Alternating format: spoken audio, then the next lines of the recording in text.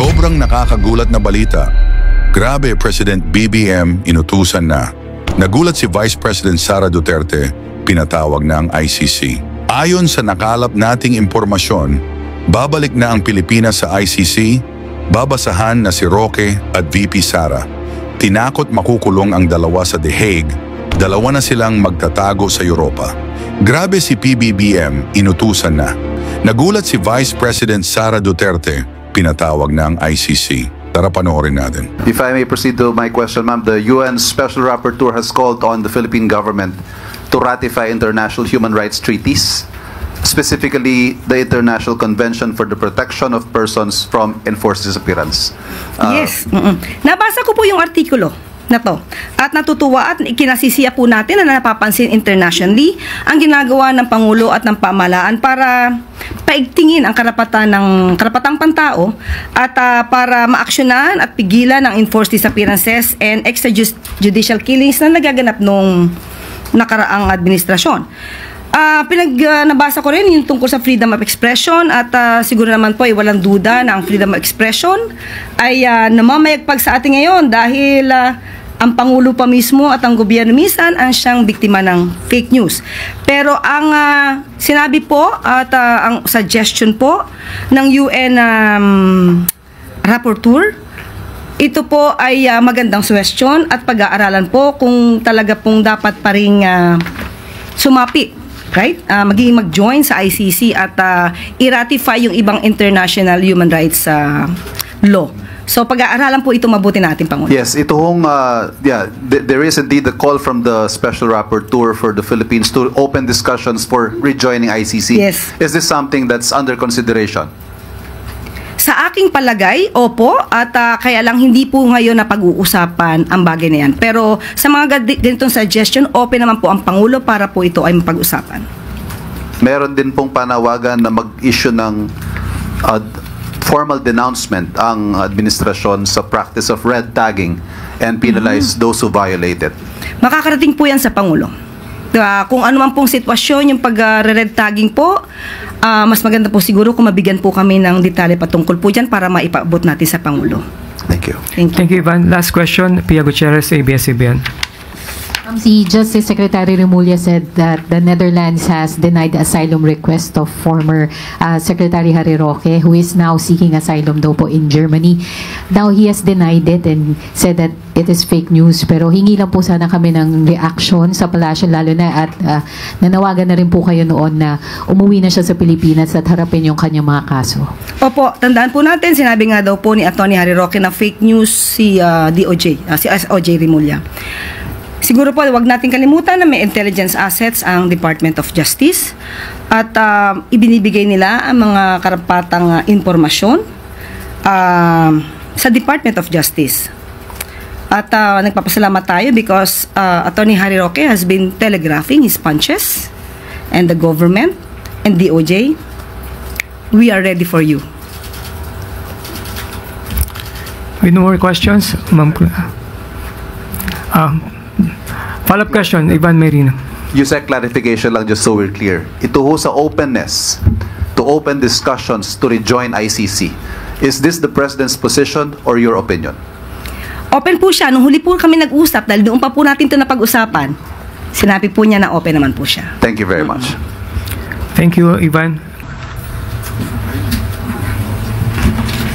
Thank you so much, Dr. Dator, PhilHealth President Edwin Mercado, and of course, Secretary Ted Herbosa. So, handa na ba kayo mag-donate ng inyong organs? Ako willing, except my heart. Ang puso ko para sa asawa ko lang.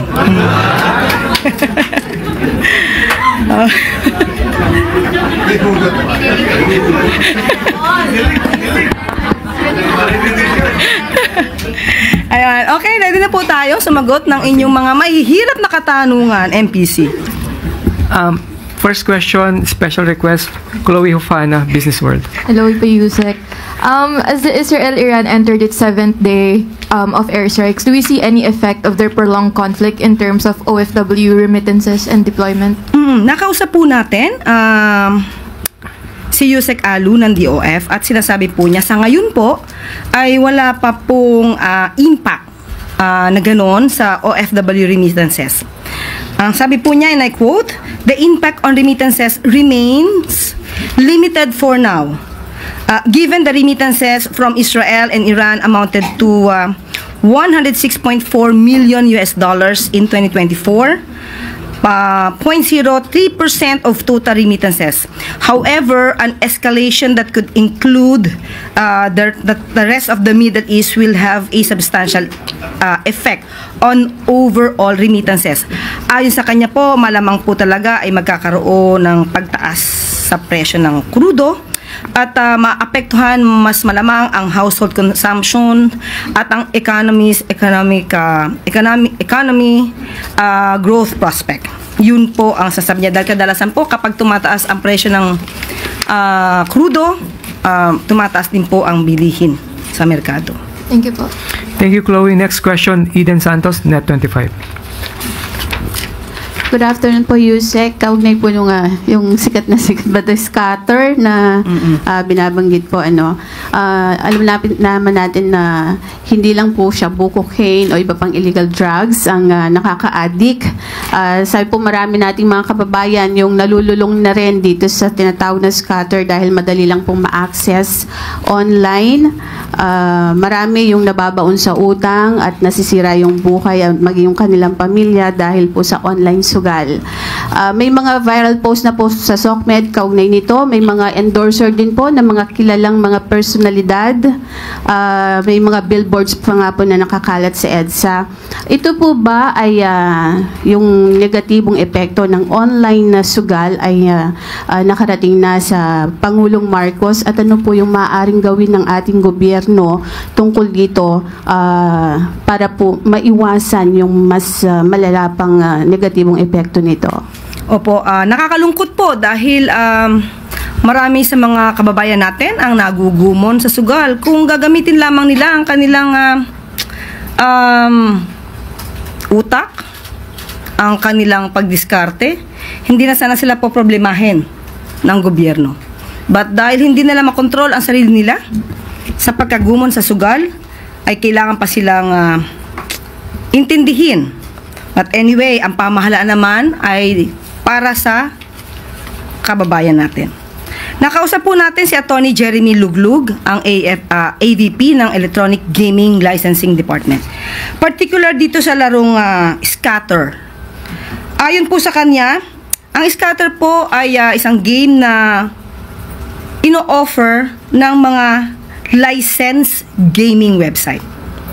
So kapag ka po ito ay in-offer naman ng isang licensed gaming website, nakokontrol po ito, namomonitor po ito, at kung ang pamilya man ay nagkakaproblema sa kanilang kamag-anak dahil nagugumon sa sugal, maaari po sila agad pumunta sa PAGCOR para po maban ang tao na ito sa paglalaro. Ang problema po ngayon ng gobyerno ay marami pong illegal na gaming website. At meron na po silang 7,000 website na naipasara. Ito ay pinapaalam po sa DICT para po maipasara. Yun lamang po, kapag ka po naipasara, mag-iiba na naman ng website.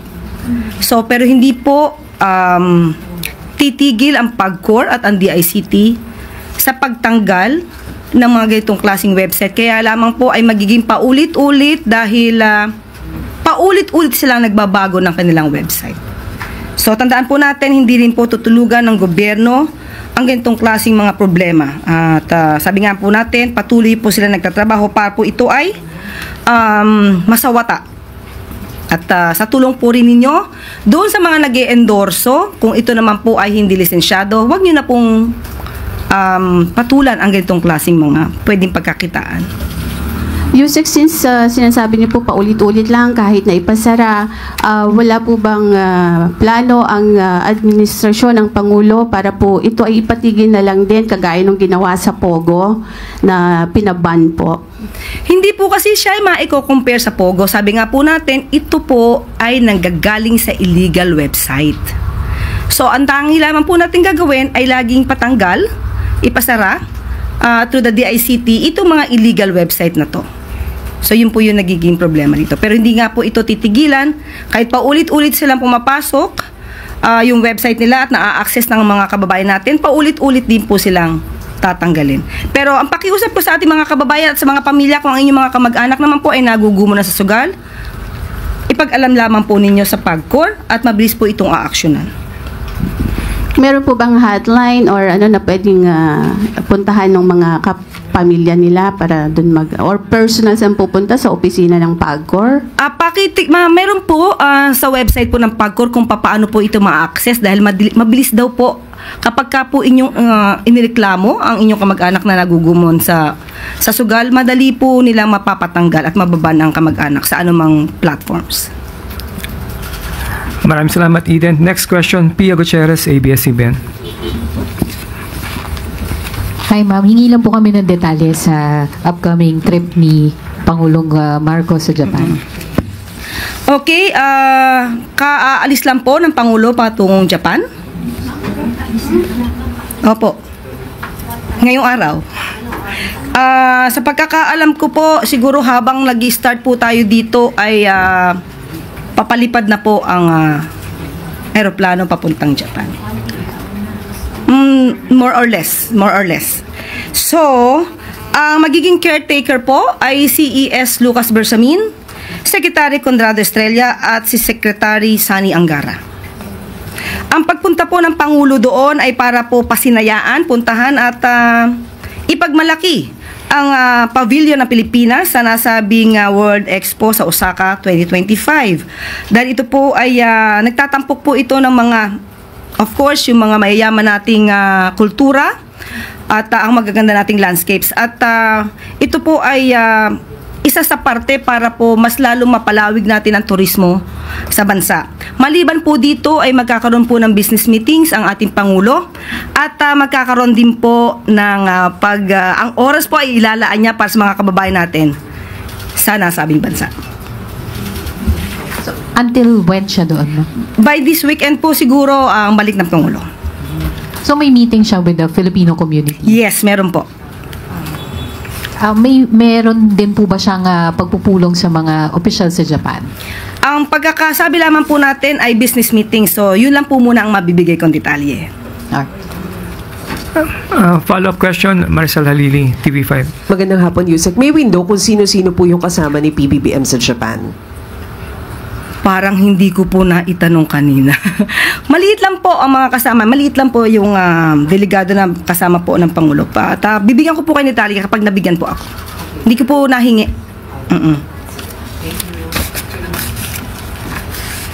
Next question, Ivan Mayrina, GMA News.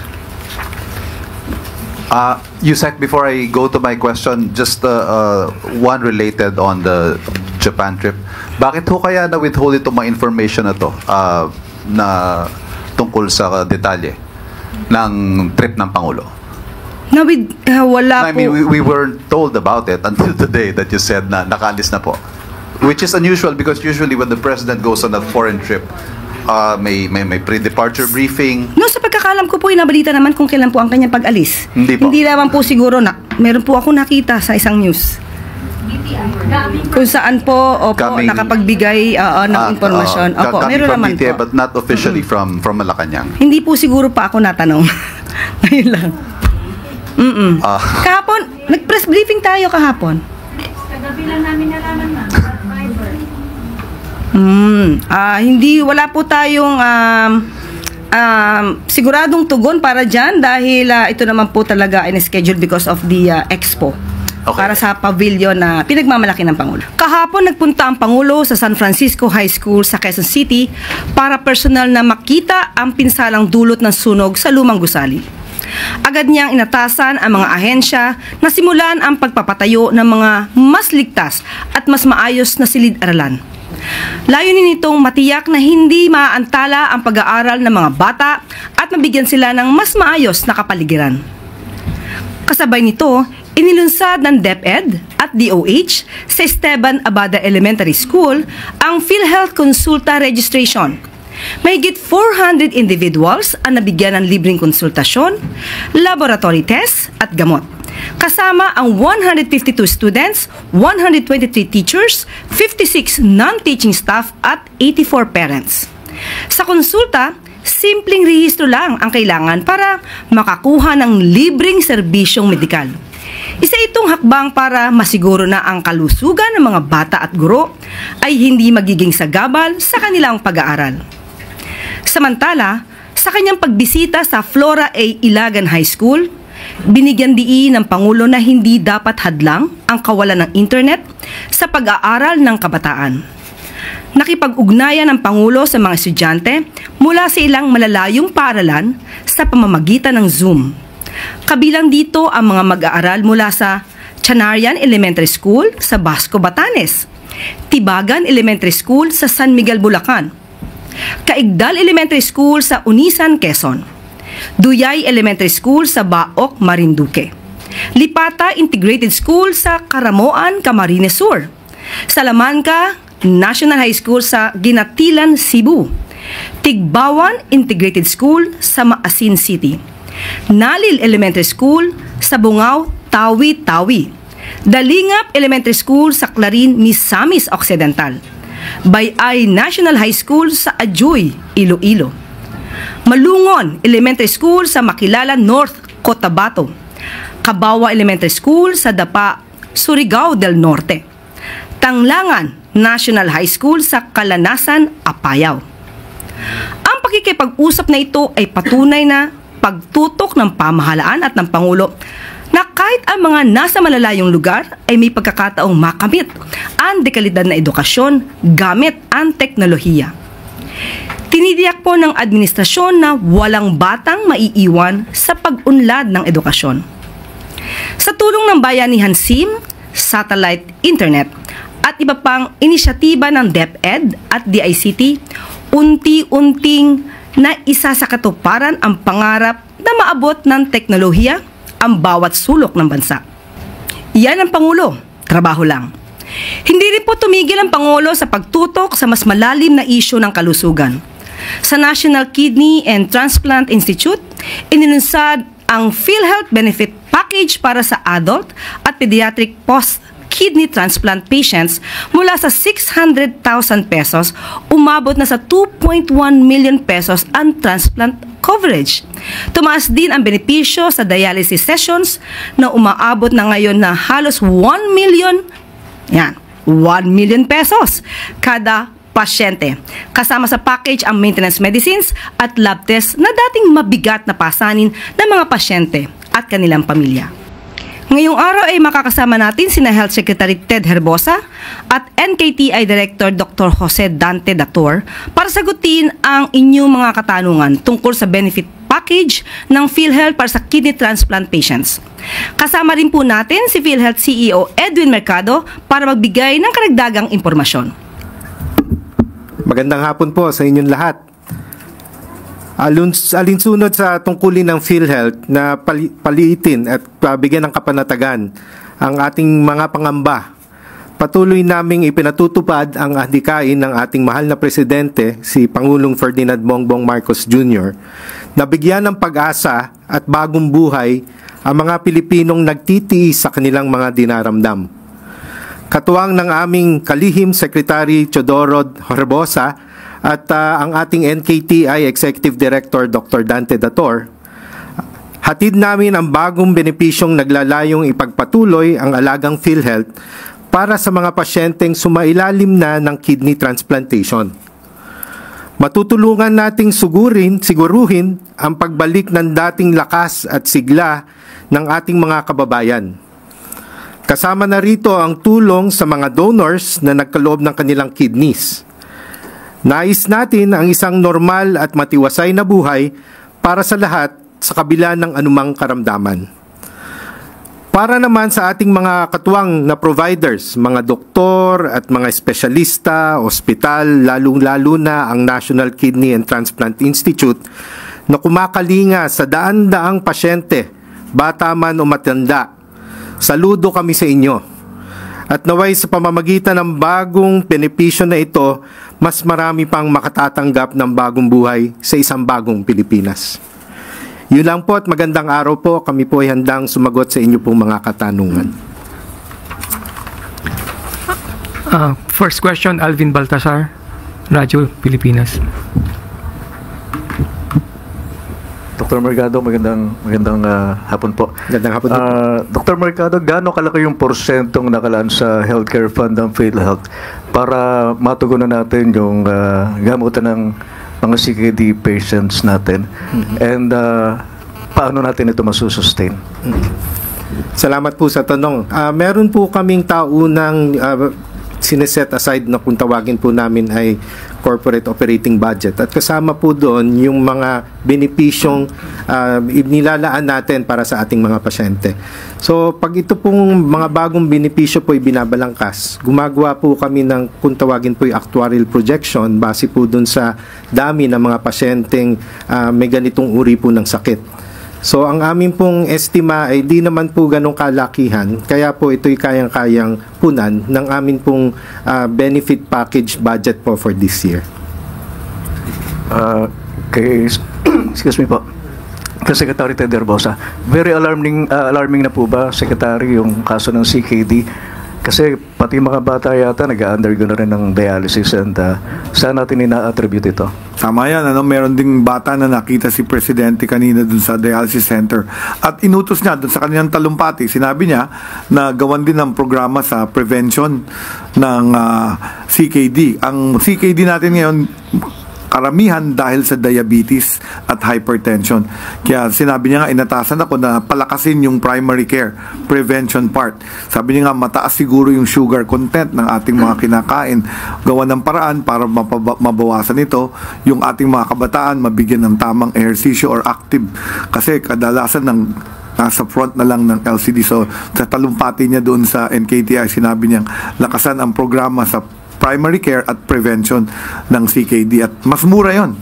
Pag ang tao ay kumakain ng tama, hindi masyadong matatamis, hindi magkakadiabetes yan. Pag hindi nagka-diabetes yan, hindi magkakaroon ng chronic kidney disease. So tututukan din natin yon, pero habang hindi pa sumisipa yon, meron tayong serbisyong mas maganda sa nagkaroon ng chronic kidney disease.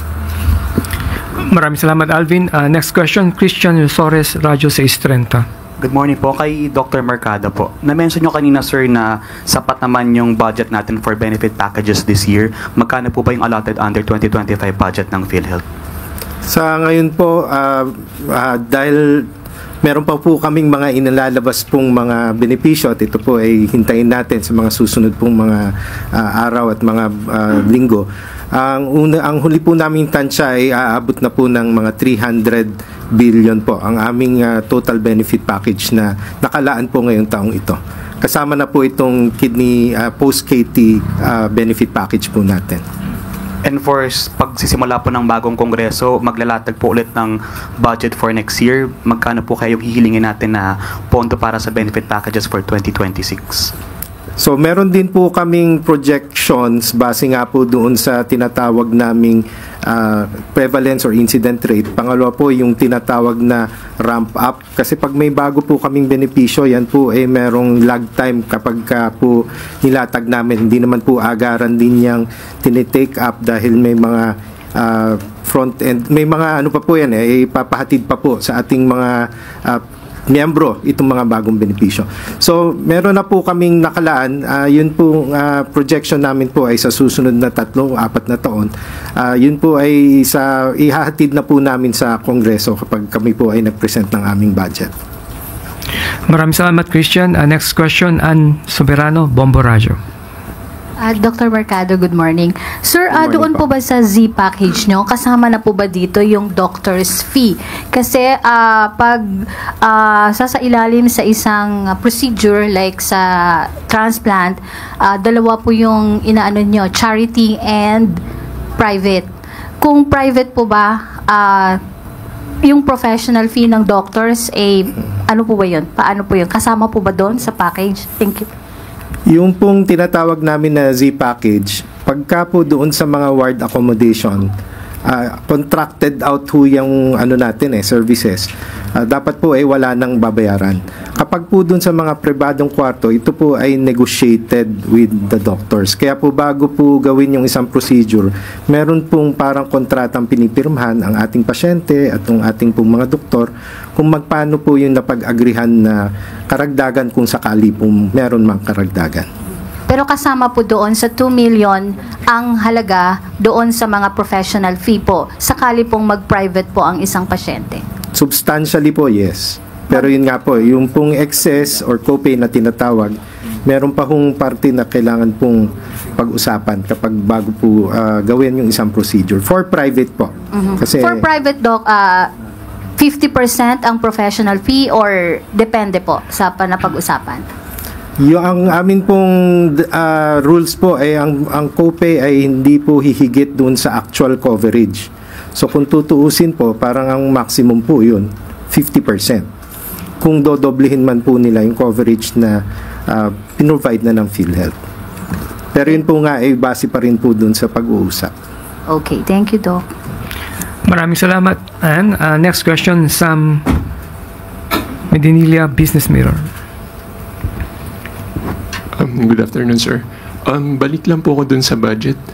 Isa po dun sa priority legislation po ng Marcos administration yung amendment dun sa Universal Health Act na parang re-reduce yung premium for PhilHealth from 5% to 3% or 3.5%. Na-factor na po kaya yun ng PhilHealth, nakagawa na po ng actuarial study kung makaka-apekto yun sa pag-deliver ng benefits.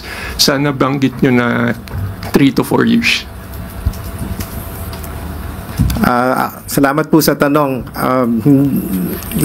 Medyo po hindi ho ata natuloy yung BICAM dito po sa kongresong nakaraan at mukha nga pong magsisimula ulit yung discussion for the 20th Congress. Pero sa katanungan po, gumawa po kami ng pag-aaral, iba-iba pong senaryo, may 3.5%, may 4%, may 4.5%, may 5%, at tiningnan po namin yung impact po doon sa lifespan po ng pondo. At natiyak din po namin kung ano po yung titingin po namin na kailangan namin kolektahin sa ating mga direct members. Kaya meron din po kaming pagpaplano ng collection efficiencies at saka po yung paano po ipapahatid sa ating mga miyembro na dapat naman po lahat po tayo ay sumuporta dito sa ating pondo. Pero yung pong portion din na tinatawag namin sa indirect contributors o yung mga poorest of the poor, yung mga subsidized po ng ating national government, meron na din po kaming tuos nun at yun po yung aming ipipresenta nga sa pagdating po ng ating budget hearing. So yun po yung nakaproject na in the next 4 or 5 years po. Dun po sa mga sa ginawa po nilang study, ano po dun yung parang pinaka-ideal na reduction dun sa premium at saka kung ano po yung magiging lifespan ng PhilHealth kung yun po yung may implement na rin. Thank you po. Yung pong sigun po yun dun sa paglalatag po namin ng mga bagong benepisyo.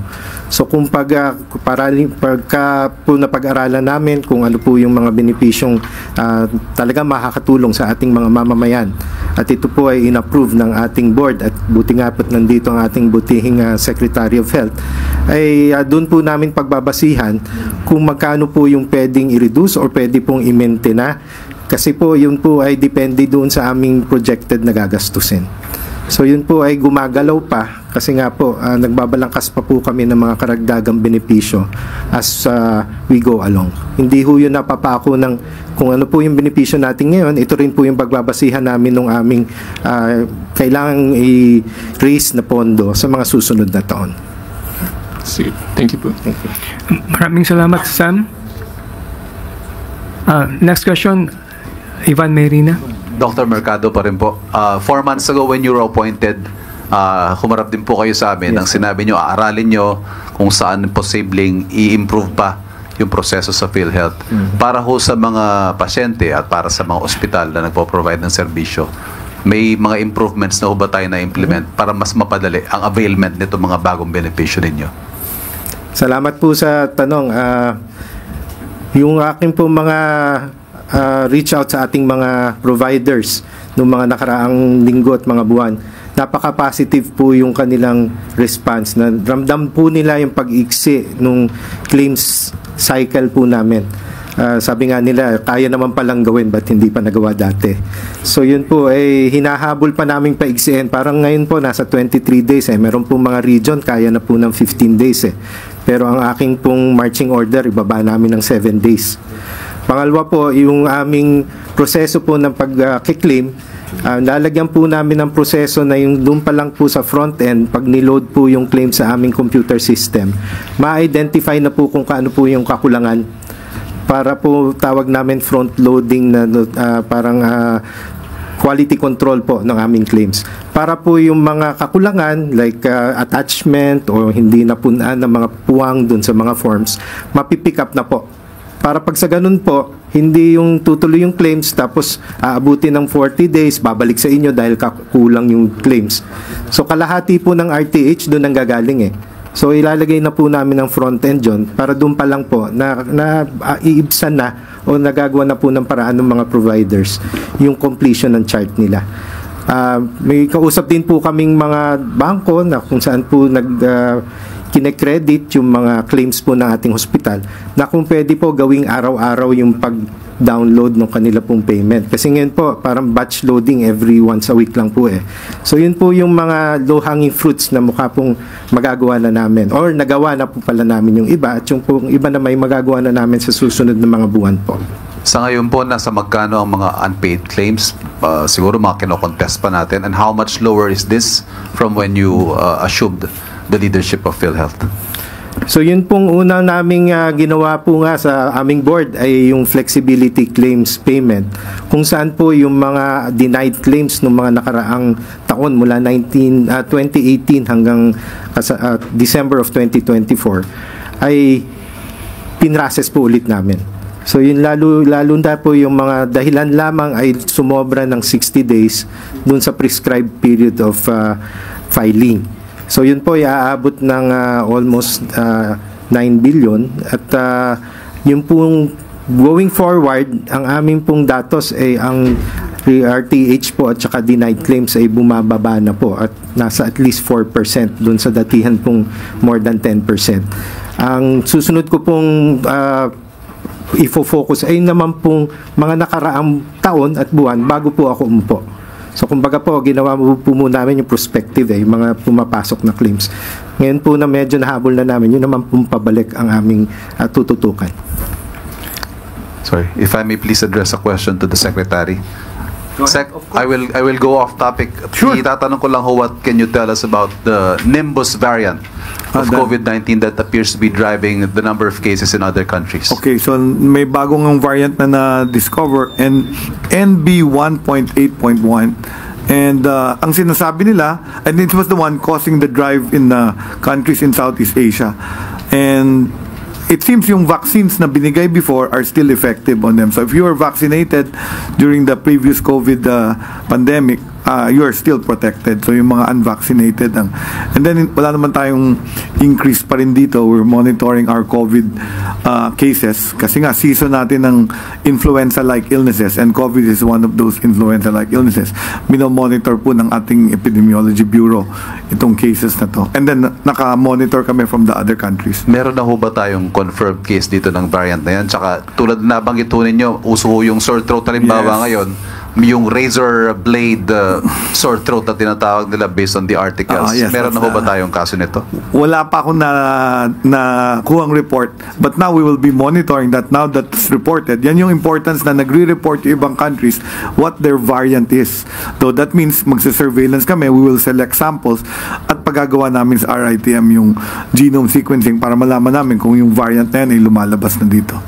Thank you. Thank you. Thank you, Ivan. Next question, Pierre Pastor, Bilyonaryo. For Dr. Dator, babalik lang po ako sa CKD, short lang po, Doc. Sige po. Bukod sa lifestyle po yung dahilan, pero yung mga batang dumadami, paniniwala ko, it's type 1 diabetes. Paano po siya nakaka-apekto dun sa kidney at bakit po dumadami, Doc? Ang mga bata, bukod dun sa type 1 diabetes, na alam nyo na, sinilang sila, meron na nun.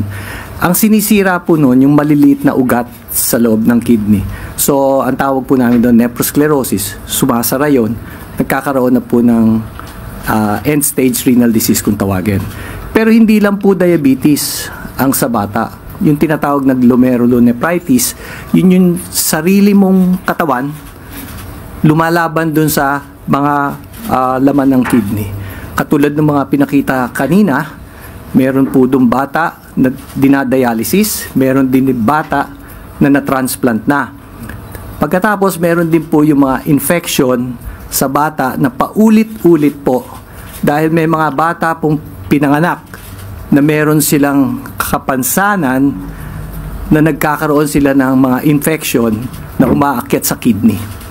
So marami po doon gusto naming madiskubre habang bata kasi maiiwasan po natin na magtuloy-tuloy yon doon sa end-stage renal disease na mangangailangan ng tinatawag na renal replacement therapy which ranges from dialysis at one end to kidney transplantation at the other end.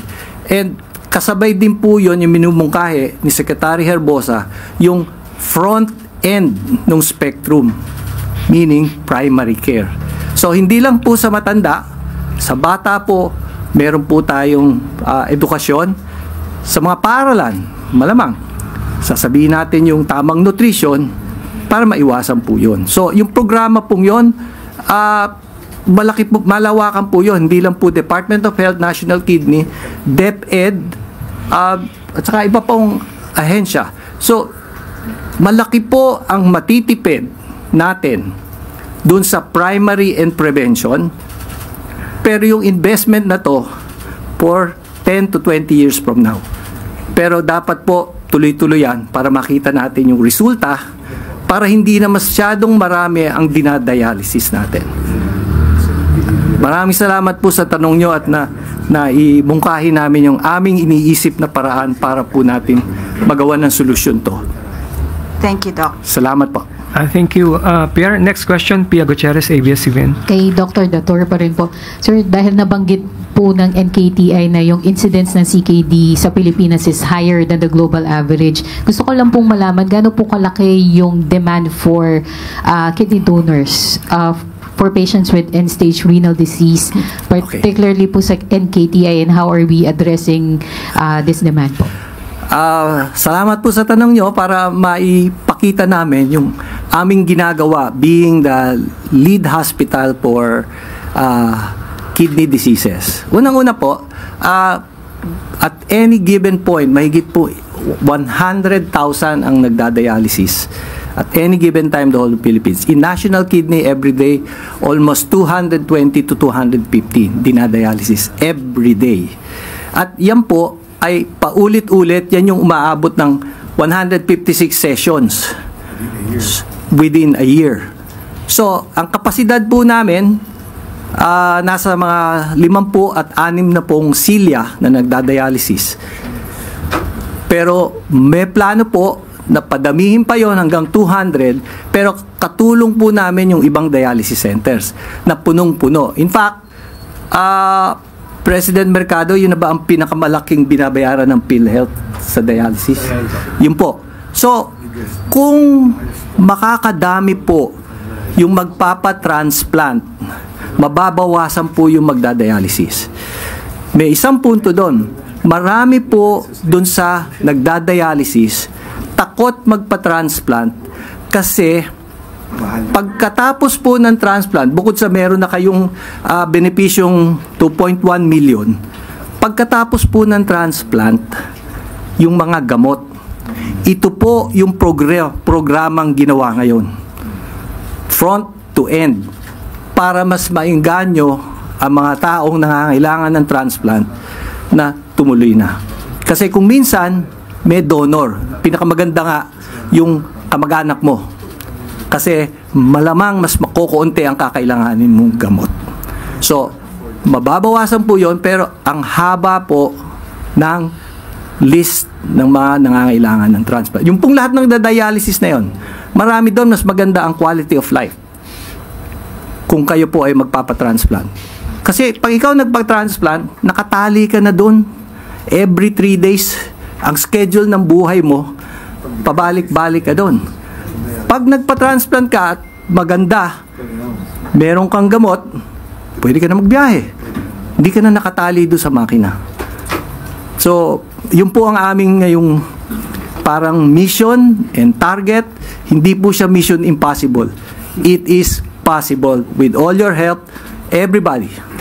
May programa po ba tayo to encourage pag-donate po ng kidney? Opo, meron po kaming tinatawag na HOPE, Human Organ Preservation Effort, at palagi po naming sinasabi sa aming mga pasyente sa NKTI na kayo po ay pumunta doon, bibigyan po kayo ng impormasyon kung paano po kayo malalagay sa listahan ng magdo-donate or mangangailangan ng transplant. Lisensya nila.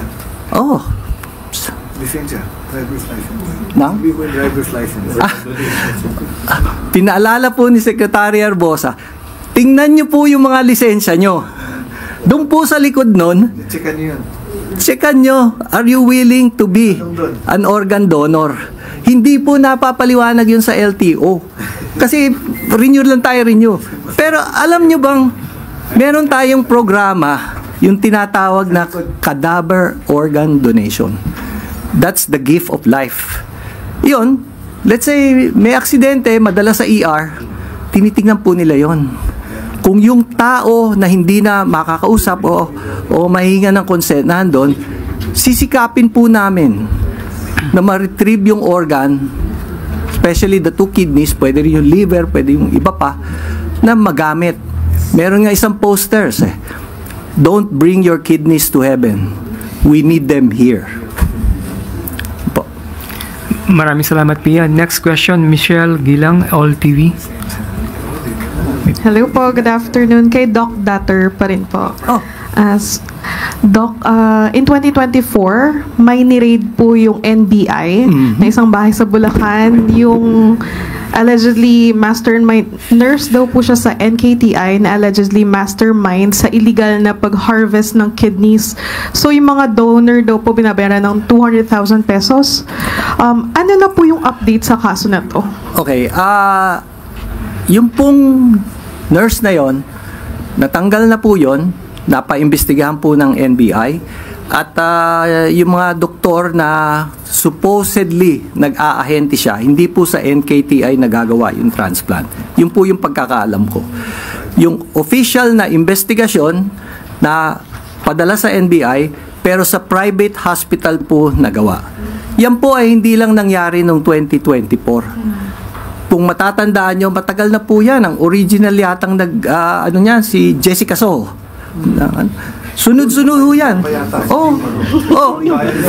Kasi hindi po natin maiiwasan yung ibang kapit na sa patalim. Kailangan nila at i-offer. Tapos meron naman po tayong mga kababayan na gipit. Kailangan nila yung pera. Ang ayaw lang po namin yung may middleman. Kasi katulad ng sinabi mo, ang report sa'yo, 250,000. Ang susunod na itatanong ko, magkano na pupunta doon sa kawawang pasyente?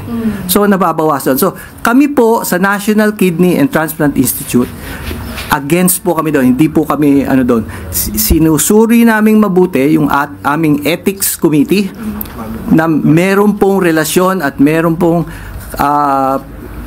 rason kung bakit magbibigay itong isang taon to. At kadalasan po, ang gusto namin, kamag-anak nyo. Yung isang bata kanina, magandang kwento. Tinanong namin, kanino galing yung kidney mo? Sa kanyang yaya. Yung po, hindi ka mag-anak, pero meron kang attachment. So, as much as possible po, kalaban namin din yan. Ayaw namin ng commercial. Yun po. Doc, ano pa yung ginagawa ng NKI to prevent a similar incident from happening again? Sinusuri po ng ethics committee lahat ng magdo-donate, tinitingnan yung at nire-reject po. Nire-reject po, hindi pwede yan dito. Ang hindi po namin kayang kontrolin sa ngayon unless magkakaroon ng panibagong order, yung mga sa private hospital. Okay, thank you, Doc. Question lang po for Secretary Ted Herbosa. Just another topic, Sec, about rabies po. Okay. I just want to ask if you have received the report of the case of a 6-year-old boy from Gumaca, Quezon Province, who got bitten by his pet puppy. last month. He completed the 3 doses of anti-rabies vaccine, but he unfortunately died po last week. Have you received this report? I haven't received this report, but it's either yung vaccine didn't work, kasi it's not a vaccine, yun ang misnomer eh. What we give to mga bata na nakagat ay yung tinatawag na post-exposure prophylaxis, but everybody calls it a vaccine. But to me, it's like the shot for tetanus. When you get wounded, we give you an anti-tetanus serum. It's antibodies that will actually protect you in case may rabies yung asong kumagat sa'yo. So, ang mababalita ko tungkol dyan is we discovered there are vaccines coming in that are not registered with FDA. So, in fact, I had a meeting yesterday with the Bureau of Quarantine, the FDA, and the CIDG because we have discovered there are private vaccine facilities, yung tinatawag na Animal Bite Center, yun yung private, na nagbebenta at an alarmingly low price ng bakuna. And when we check them, hindi siya registered with our FDA. So mukhang smuggled. So ang tawag namin doon, contraband. Whether they're real or not, if they didn't pass through the FDA, hindi dapat yun maibenta. And then, yan ang problem. If they're given to people na nakagat, baka hindi effective. Kasi baka, number one, baka fake or baka underdose. So that's the reason pinapastrengthen namin itong paghuli. And baka by a few days from now, makarinig tayo ng mga establishments na ma-check sila kung meron talaga silang vaccine. Pangalawa, 54% of our rabies cases, we have about 400 deaths last year. Double from the previous year, na dati 200 lang. 54% ay galing sa pet owners. Ano ibig sabihin nun? Hindi nila pinabakunahan yung alaga nilang hayop. So I'm now pushing for responsible pet ownership. Every March, nagka-campaign ang DOH para pabakunahan ang mga alagang aso at pusa. Mura lang siya, parang 100 pesos lang yata. At sa ibang LGU, binibili nila ito. Merong city veterinary na binibili. Pero important, nakikita namin sa datos namin sa mga animal bite center namin, 54, mas marami yung nakagat ng aso nilang walang bakuna. Yun ang bakuna sa rabies, yung bakuna sa aso. Unfortunately, dati po, bumibili kami ng bakuna sa aso, pero na-audit po kami. Kasi bawal kami bumili ng bakuna sa aso. Ang kailangan po, ang Bureau of Animal Industry o LGU ang bibili ng bakuna. Kasi ang allowed lang kami yung pera para sa tao. Which is the post-exposure vaccine bakuna, which is more expensive. Parang 4,000 a dose yata yun, napakamahal. Mas mura po, pabakunahan natin yung aso natin every year. So siguro yun ang request ko sa ating media to really bring this out na kung nag-aalaga kayo ng aso, make sure responsible pet owner ka. Sa ibang bansa, may fine pag may alaga kang aso. If a fine sa Singapore, $1,500 pag nahuli kang hindi current yung bakuna ng alaga mong aso. Tayo, mababait tayong Pilipino eh. Askal, pusa, alagaan natin, pakakainin natin. Pero, dahil medyo siguro kahirapan din, hindi madala man lang sa vet. So, dyan makakatulong yung City Health Office na may veterinarian na can provide free 100 pesos per animal. So, kahit ako, nung private citizen ako, nagdo-donate kami, Rotary Club namin, nag-i-inject kami every March ng mga pet owners sa Quezon City, doon sa UP Diliman. So, kung wala silang pera, may mga private organizations din nagdo-donate. So, importante lang malaman ng tao, malalabanan natin itong rabies. Kung lahat na nag-aalaga ng aso't pusa, pabakunahan yung kanilang mga aso't pusa. Sec, follow-up lang po. Sige. Kasi ito pong case ng 6-year-old, nagsucirculate na po sa social media, nagdudulot ng kaba sa mga social media users na doubting the efficacy of the anti-rabies vaccine. So, Doc, just to clarify, is it possible, is it possible that a person bitten by a dog or a cat would die even after completing the required doses of vaccine? Yes, because the required vaccination, yung post-exposure vaccination, is not 100%. So that depends on how rabid the animal is. Ano yung timing na binigay mo? Was it given early or was it given late? Meron tayong I think last year or 2 years ago, yung girl na dinocument niya yung symptoms niya dahil tinago niya sa parents na nakamot yata siya nung pusa. And turns out, nung nagre-research siya ng symptoms, na-discover niya rabies and she documented it. Talagang very nakakaiyak yun. And in fact, it's preventable. All the 400 deaths in 2024 on rabies are all preventable had the pets been vaccinated. So yun lang ang message ko dyan. Pabakunahan nyo mga aso nyo, please. Kayo, baka may mga alaga kayong aso. Pabakunahan nyo kung hindi nyo pa napapabakunahan. So, Sec, from the exposure, gaano po ba kabilis dapat ikaw pa-vaccine? Even after a month, pwede pang magpabaksin. Pero of course, immediately gusto namin. Kasi hindi lang rabies, meron ding mga infection. So binibigyan din namin ng antitetanus, nililinis yung sugat. Tinitingnan kung saan part. There are parts of your body na pag yun ang nakagat, like your face, your hands, your groin, tawag namin dyan, high level, kahit vaccinated yung dog, nagre-recommend kami, sige, bakunahan na rin natin yung child just to be sure. So, yun ang beauty, parang panigurado. Pero kung vaccinated yung dog, less ang chance talaga. Kung minsan, lilinisin mo lang yung sugat and then wala ka nang gagawin. Lalo na kung hindi naman naging rabid talaga yung aso. So, the other advice is, yung 40%, 47% na nagkaka-rabies naman, galing sa asong kalye or stray dogs. So, yun ang recommendation ko naman for publicly, huwag kayong basta lalapit sa stray dog. We have a story of this Swedish girl who was a tourist in Cebu, went to a cute little cat, kitten, nilaro niya, nakamot siya. When she got back to Sweden, she was dying of weird symptoms and they couldn't diagnose her because they've never seen rabies. In Sweden, after he died, they discovered it was rabies. And they related to that cat na nilaro niya sa Cebu na nakamot siya. So very important, tell our children, wag din makikipaglaro sa asong kalye, yung mga pusa na nagkalat lang dyan. Thank you, Michelle. Next question, Clay Pardilla, PTB4. Ito na. Next question, Eden Suarez, Net 25. Sec, kanina po ay parang it seems like promoting yung ni PBBM dun sa Ilocano diet. Pwede po clarification lang kasi po pagka sinabi mong pagkain ng mga Ilocano, di ho ba mostly mga pinakulong gulay yan sa bagoong isda. Na maalat, alam natin na pwedeng pagmulan ng sakit ng bato. Medyo lang po na pwede bang i-clarify lang yon para po mas makuha ng tama ng public yung gustong sabihin ng Pangulo. Well, let me correct. There are diets in the country that are also healthy. Hindi lang Ilocano diet. And our regular diet is actually healthy if it's rich in vegetables than the fatty or fried foods or a lot of rice or too much rice. So, yun ang dapat nating ma-correct, no?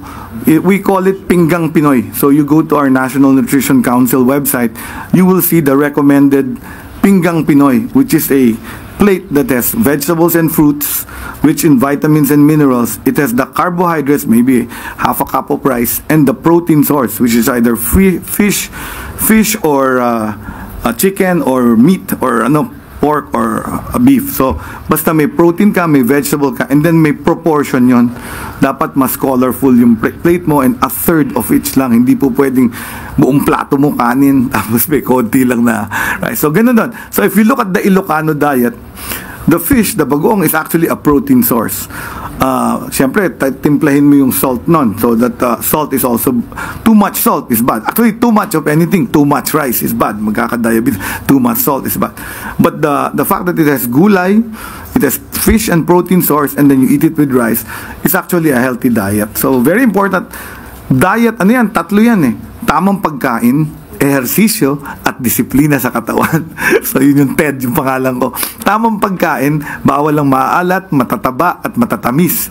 Ehersisyo, 30 minutes every day, do some form of exercise or house chore. And disiplina sa katawan, bawasan yung mga bawal. Sigarilyo, vape, alcohol, at saka droga. Thank you. Thank you po. Thank you, Eden. Last question, Chloe Hofana, Business World. To PhilHealth po, sir.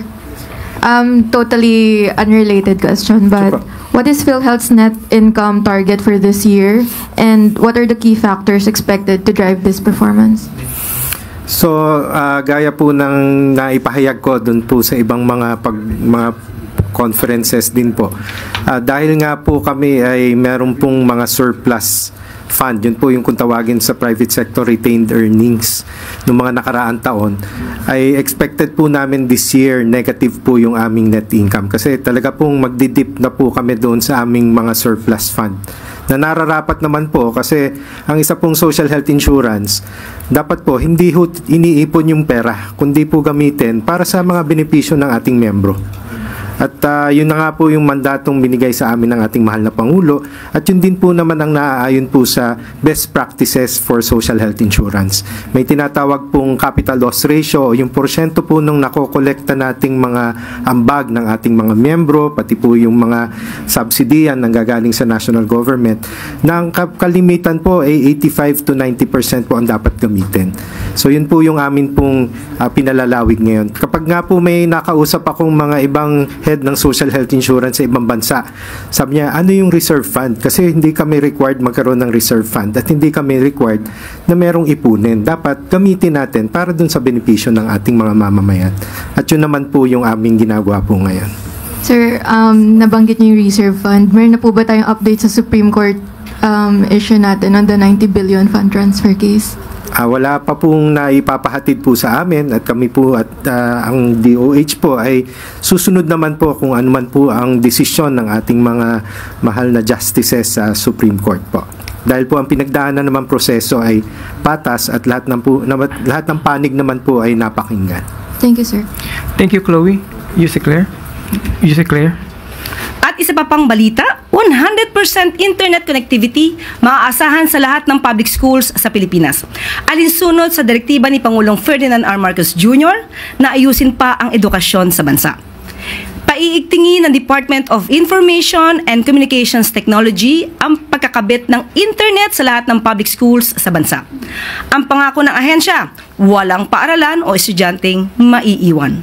Target ng DICT na ma-connect sa internet ang 80% ng mga pampublikong paaralan ngayong July. 90% sa August at 100% naman sa katapusan ng taon. Prioridad ng DICT ang mga eskwelahan sa mga liblib na lugar na madalas ay hirap abutin ng serbisyo gaya ng mga last mile schools. Malaking tulong ang stable internet connection sa pag-aaral ng mga estudyante dahil mas madali na nilang ma-access ang updated online learning materials. Ang School Digitalization Initiative ng administrasyon ay naglalayong gawing future-ready ang mga mag-aaral at expose sila sa mga mas makabagong learning process. Dahil sa bagong Pilipinas, walang iwanan sa digital bayanihan. At bago po tayo magtapos, mayroon pa po tayong importanteng mensahe.